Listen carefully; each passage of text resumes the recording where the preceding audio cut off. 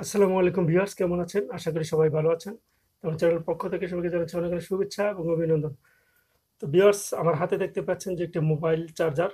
এই মোবাইল চার্জারগুলো বিশেষ করে 4.7 ভোল্ট থেকে 5 ভোল্ট পর্যন্ত আউটপুট হয়ে থাকে। তো এই চার্জারের ভোল্টেজটাকে যদি আমরা আরো বাড়াতে চাই তাহলে কি করা প্রয়োজন সেটা আমি আপনাদেরকে দেখাচ্ছি যে এই মোবাইল চার্জারকে 5 ভোল্টকে আরো অনেকটা ভোল্টেজে বৃদ্ধি করা যায় যেকোনো ডিভাইসের জন্য মোবাইল চার্জার থেকে। তো দেখুন যে এটা হচ্ছে যে 5 ভোল্টের একটা মোবাইল চার্জার। তো ভিউয়ার্স, রিকোয়েস্ট থাকবে আমার চ্যানেলটি এখনো যারা সাবস্ক্রাইব করেনি আমার চ্যানেলটি সাবস্ক্রাইব করে আমার সাথে থাকবেন এবং পাশে থাকা বেল আইকনটি বাজিয়ে দিবেন। যাই হোক ভিউয়ার্স, আমি প্রথমে নিয়েছি, দেখুন যে এটি একটি অটো চার্জিং সার্কিট। এটি একটি অটো চার্জিং সার্কিট। এটি দিয়ে যে কোনো চার্জিং ব্যাটারিকে চার্জ দেওয়া যায় এই সার্কিটটি দিয়ে। তো এটাতে আপনারা দেখুন যে এখানে battery positive output, battery negative output, আর ইনপুট তো আমরা ব্যাটারি চার্জার দিয়ে ইনপুট করব। এই যে ব্যাটারি যে চার্জারটি রয়েছে সেটা দিয়ে আমরা ইনপুট করবো। তো যাই হোক, আরেকটি মডিউল দেখাচ্ছি যে আপনাদেরকে। এটি হচ্ছে যে step up DC voltage step up. এটাতে হচ্ছে যে ভোল্টেজ ইনপুট, যে ভোল্টেজ ইনপুট হচ্ছে পজিটিভ, আর ভোল্টেজ নেগেটিভ হচ্ছে ইনপুট, আর আউটপুট ভোল্টেজ পজিটিভ নেগেটিভ। যাই হোক, শুরু করা যাক ভিউয়ার্স। প্রথমে দেখুন যে আমি এই যে চার্জারটি রয়েছে সেই চার্জারটিকে আমি লাইন দিচ্ছি। সেই লাইন দিয়ে আপনারা দেখুন, আমি যদি এখানে এটাকে লাইন দিই তাহলে এটাতে লাইন চলে আসছে।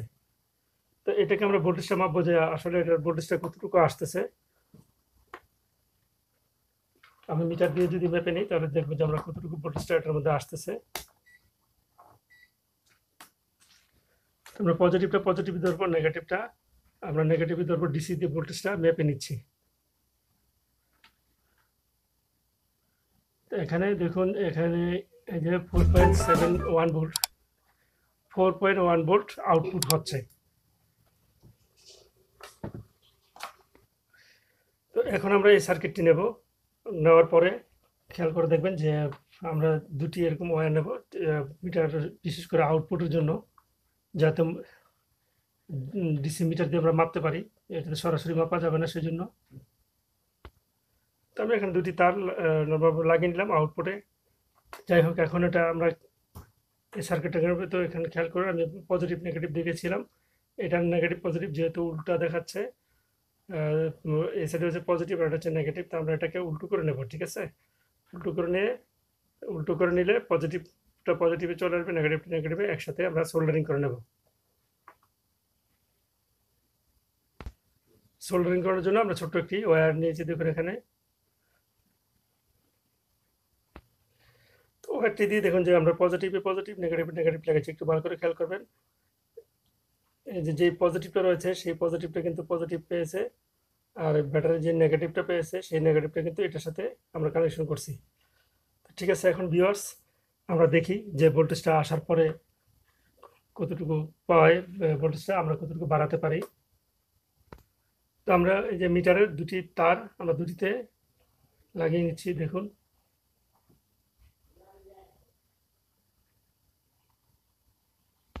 তো মিটারের পজিটিভ নেগেটিভ আমরা আলাদাভাবে লাগিয়ে নিলাম। নেওয়ার পরে এখন দেখি যে আমরা ভোল্টেজটা দিই এখানে, লাইনটা পাইছে কিনা। হ্যাঁ, লাইনটা পেয়েছে। তো দেখুন এখানে কত ভোল্টেজ শো করে, একটু আমরা খেয়াল করি। 4.7 ভোল্ট এখানে শো করতেছে। এখন আমরা কতটুকু বাড়াতে পারি এটাকে, যে বিয়াটা রয়েছে, এই যে মিটারের যে বিয়াটা রয়েছে, এই ডিভাইসটির যে বিয়াটা রয়েছে, আপনারা দেখুন যে এখানে আমি যদি বিয়াটাকে আস্তে আস্তে ঘুরাই, ভোল্টেজটা কতটুকু আসে আপনারা একটু মিটার দিয়ে খেয়াল করবেন। এটা কিন্তু আস্তে আস্তে বাড়তেছে, ঠিক আছে? মোটামুটি আমরা 16-17 ভোল্ট এরকম পাচ্ছি। তো আমাদের এত ভোল্টেজ প্রয়োজন নেই, কারণ আমরা এত ভোল্টেজ নেব না। দেখি কতটুকু ভোল্টেজ উঠে।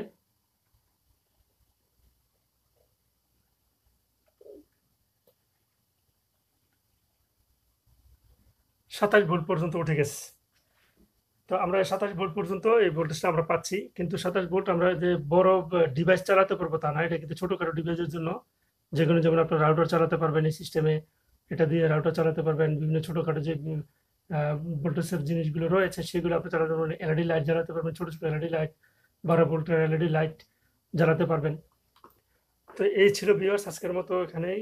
এটা আমরা তো মোবাইল চার্জার দিয়ে কীভাবে ভোল্টেজ বাড়ানো যায় সেটা আপনাদেরকে দেখালাম, যে এই দুটি ডিভাইস দিয়ে মডিউল দিয়ে মোটামুটি ভোল্টেজ বাড়ানো যায়। তো আশা করি ভিডিওটি ভালো লেগেছে। যদি ভিডিওটা ভালো লেগে থাকে আমার চ্যানেলটি সাবস্ক্রাইব করে রাখবেন। তো এখানে শেষ করছি। ধন্যবাদ সবাইকে।